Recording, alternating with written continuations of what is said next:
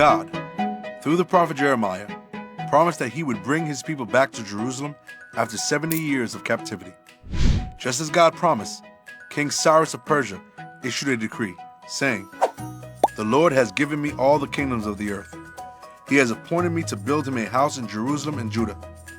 Any of his people may go to Jerusalem to build the house of the Lord, the God of Israel. Give your silver, gold, and livestock to them, so they may bring these gifts to Jerusalem and offer them to God." God's people prepared to go to Jerusalem and build the Lord's house. All their neighbors supported them with gifts of silver, gold, livestock, and valuables. King Cyrus also gave back some of the riches that Nebuchadnezzar had taken from the temple of God.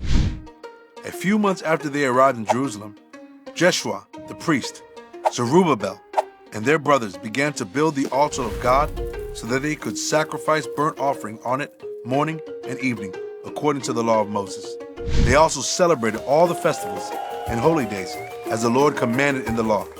Then they began to buy the supplies needed to rebuild the temple. 2 years after God's people arrived in Jerusalem, Zerubbabel, Jeshua, and their brothers appointed the Levites to oversee the work of the Lord's house. Once they had laid the foundation of the temple, the priests led the people to praise God with trumpets and cymbals. They sang, "The Lord is good.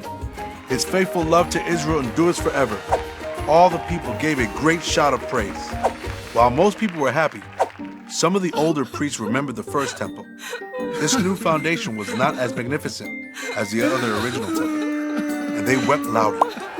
The people could not tell the difference between those who were weeping loudly and those who were shouting for joy.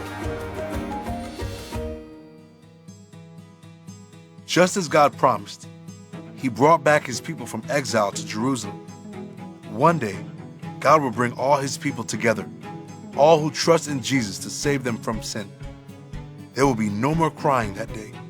The people will worship him in the new heaven and new earth.